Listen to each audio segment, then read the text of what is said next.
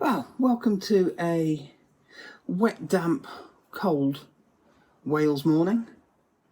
Not 9 o'clock yet. Starting the brew day with a cup of coffee. And because it's getting colder, we're going to have to put the insulation jacket on the boiler, I think. Don't get me wrong, we're not in negative numbers yet or anything, but would certainly have frost if it wasn't for the rain. Alright, I'll get the boiler jacketed up, set up, and then we'll find out if we can fit this in there. Which, it's going to be close. I've got 10.4 kilos of grain in total. We'll see, because as well as that, I want to put some oat husks in.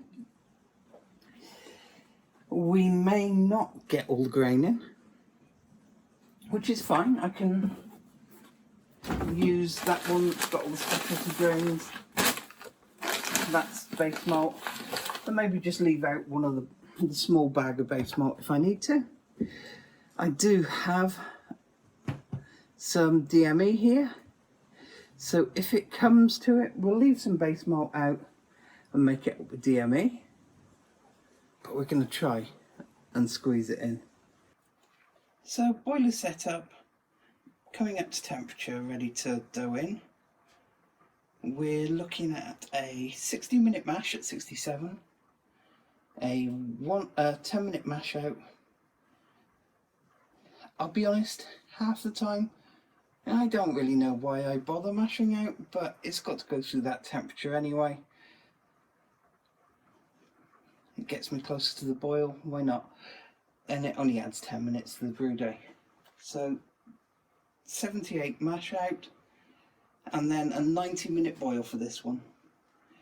I want a really full thick body to it, so a 90-minute boil. Let's get some more boil off going on.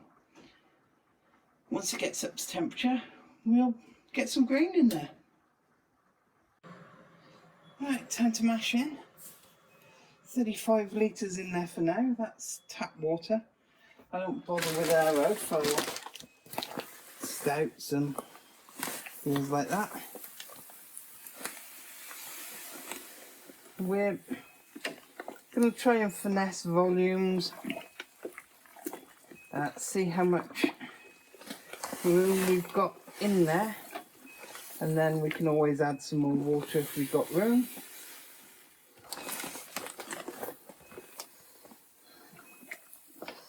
So this is the first bag of base malt.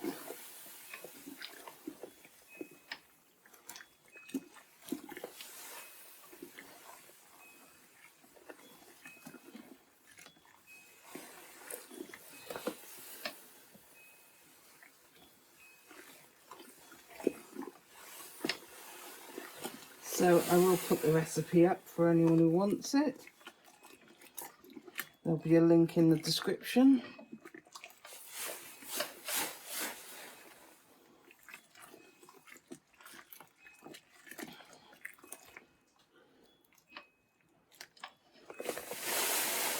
Just making sure we haven't got any dough balls.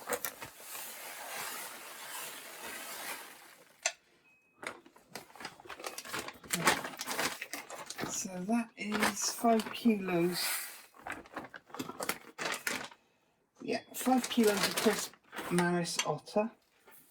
So this one's got all our specialty grains in. 225 grams of crisp black malt. 225 of Dingman's Cara Vienna. 225 of Weyermann's Cara Wheat. 225 of Dingman's Special B. 225 of Dingman's Biscuit. 225 of Thomas Fawcett roasted wheat malt, 450 of crisp low colour chocolate malt, 450 of Dingman's aromatic, 450 of rolled oats, 450 of crisp pale wheat malt, and 650 of crisp roasted barley. This in case you haven't already guessed, is a pretty complex grain bill. But it really gives this beer so much depth of flavour and richness. This really is a rich, decadent stout. When I brewed this on the G70 at Malt Miller, I know Rob fell in love with the smell of it. It is such an intense, yes, definitely intense, rich, roasty smelling mash. I do have some more base malt I might be able to fit in. We'll have a look. But like I said, first I do want to get some oat husks in here. You can also use rice hulls, use what you got. This is just to help the mash drain better and water get through the grain bed easier. It shouldn't actually change the flavour or anything.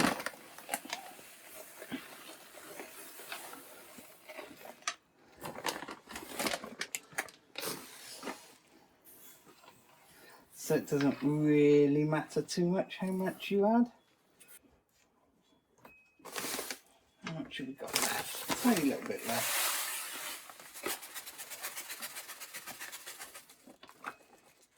It fitted. Just, but it did fit.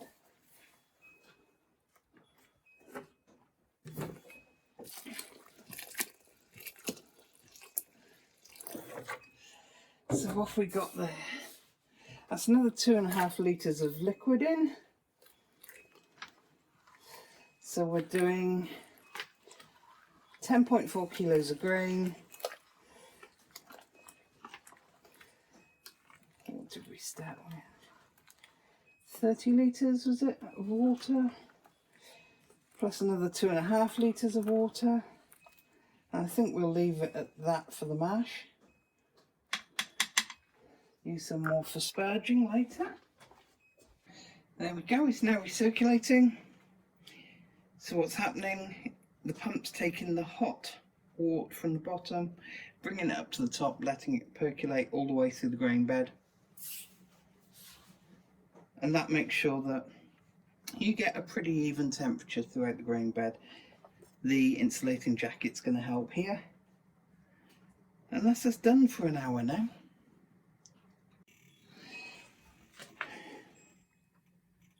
There we go.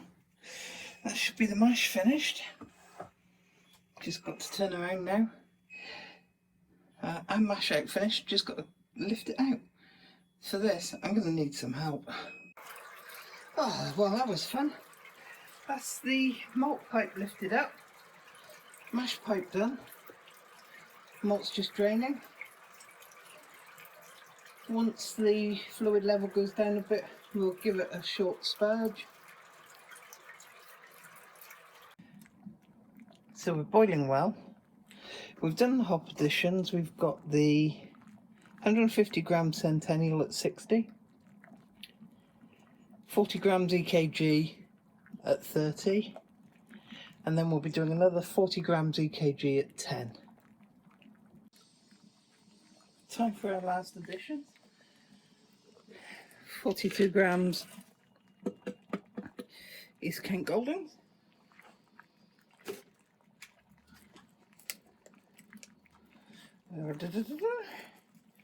A teaspoon, very carefully measured, yeah, of FanMax Bio. This is the White Labs yeast nutrient. Used it on a previous brew and it was really good. So we'll see how it works this time. And half a Wilflock / Protoflock tablet. Right, let's stir those hops in. Oh, that's getting solid. There we go. That's better. And that's it, job done. Start getting the chiller ready. So, one of the new toys, plate chiller from the malt miller.